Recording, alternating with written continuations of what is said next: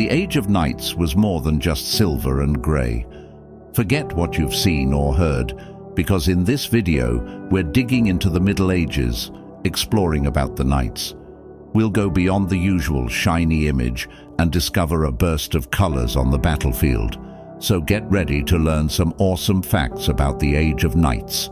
Let's get started. Now let's dive into the first incredible fact about the Middle Ages: colourful armour. Contrary to what you might think, knights didn't just wear dull silver and grey. Their armour was like a medieval fashion show, full of colours and fancy designs. It wasn't just about looking cool, it had a job too. In the chaos of battles, those bright patterns and colours helped knights and their buddies know who was who, so they didn't accidentally attack their own team.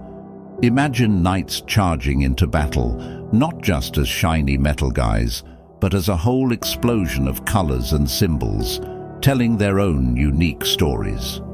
Knights weren't just warriors, they were walking, talking canvases of medieval art. And even their horses got in on the fashion fun with some bright barding. Now, let's joust our way into the next incredible fact about the Middle Ages.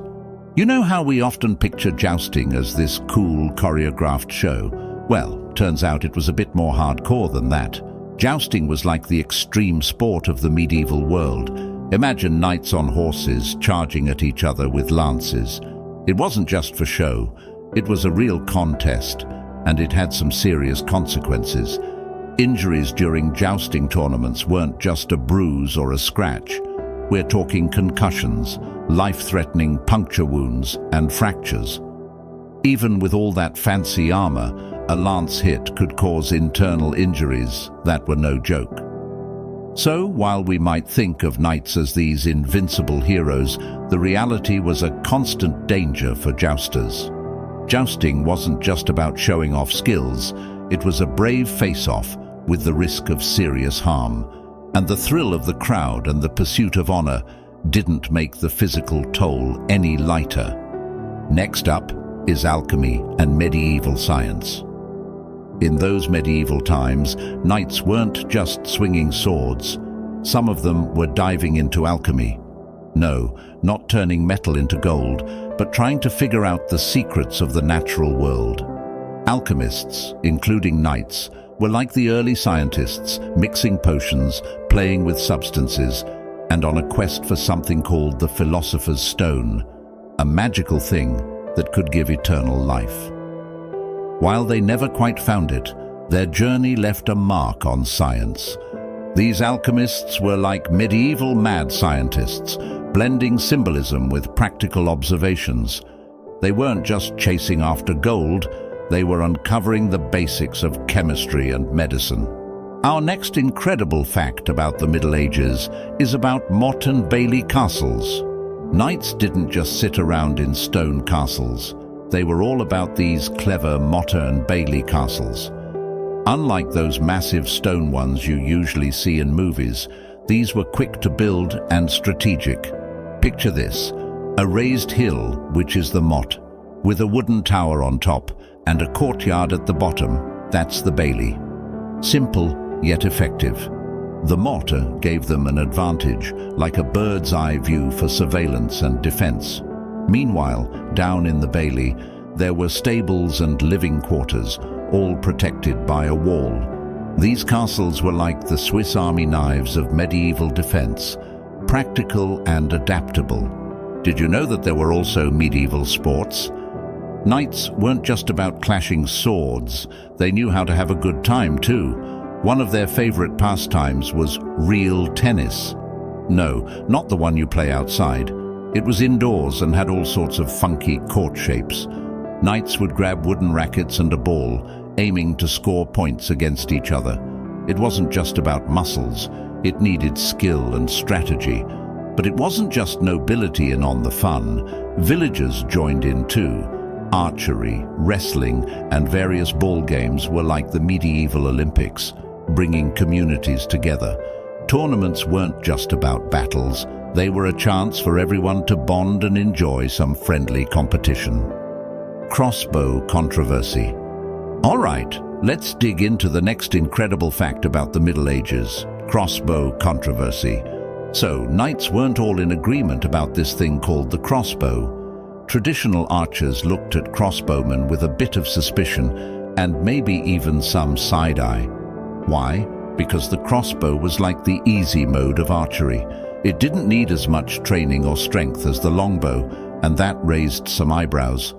This controversy wasn't just talk, it spilled onto the battlefield. Crossbows could deliver powerful shots with less effort, and that got rulers worried. Some even thought about banning them from warfare, fearing they messed with the balance of power. But guess what? The crossbow stuck around.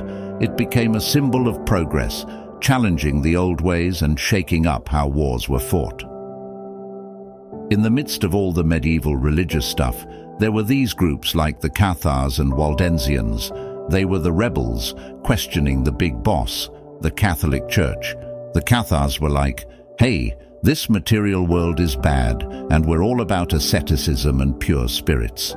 They weren't vibing with the Church's teachings on sacraments and hierarchy.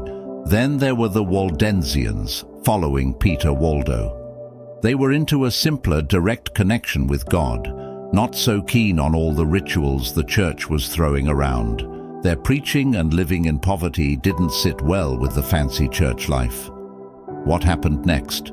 The Church wasn't having it. They cracked down, called them heretics, and started inquisitions to root them out. Even though these movements got suppressed, they left a mark. It was like a rebellion against the religious status quo, showing that medieval society had its own spiritual currents and clashes. Trial by combat. So imagine you've got a problem in medieval times, like a real serious one. What do? You challenge the other person to a fight, trial by combat style. It was like the last resort for justice. The idea was that divine intervention would step in and favor the innocent. Two parties, often knights, would gear up and have at it. But here's the catch. It wasn't just a wild brawl. There were rules, weapons, armor. Even the size of the fighters were all considered to make sure it was a fair fight. It sounds like a scene from a movie, right? Two knights, armored up, going at each other for justice. But as times changed, so did the justice system. Trial by combat fell out of favor, replaced by more structured ways of resolving disputes. Siege, warfare, ingenuity. In the medieval theater of war, when it came to sieges, knights were pulling out all the stops. One quirky strategy stood out: the use of war pigs. Picture this: knights and soldiers covering pigs in flammable stuff, setting them on fire, and releasing these fiery porkers toward enemy siege engines. It wasn't just a bizarre medieval BBQ. There was a method to the madness. The idea was to create chaos and panic among the besiegers. Imagine being on the other side, trying to defend your fortress, and suddenly, flaming pigs are charging at you. It's like a medieval nightmare. These unconventional tactics were like the Hail Mary plays of siege warfare. Beyond the usual battering rams and trebuchets, knights were using flaming pigs to throw the enemy off balance. It might sound a bit weird, but it shows the creativity and resourcefulness of medieval military minds in the complex dance of siege warfare. Warfare evolution. As time rolled on, things changed, and the knights found themselves a bit out of fashion. In the 16th century, leaders like James IV of Scotland realized there was a new kid on the block: the phalanx, especially the phalanxes of pikemen. These guys in big groups, properly armored and protected, were like the rock stars of the battlefield, unbeatable even by the most skilled knight. As if that wasn't enough, wars started getting bigger, and armies needed more soldiers. The extensive training to become a knight became too expensive and time-consuming. Then muskets entered the scene, making the skills and experience of knights not so necessary anymore. So, imagine knights facing this change, looking at phalanxes and muskets, realizing their time in the spotlight was fading. It was like the end of an era for these legendary warriors as warfare evolved, leaving them in the dust. And there you have it, some incredible facts about the Middle Ages, the Age of Knights.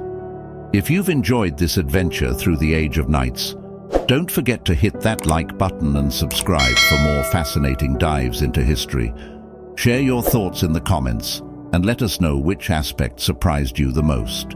Until next time, thanks for watching.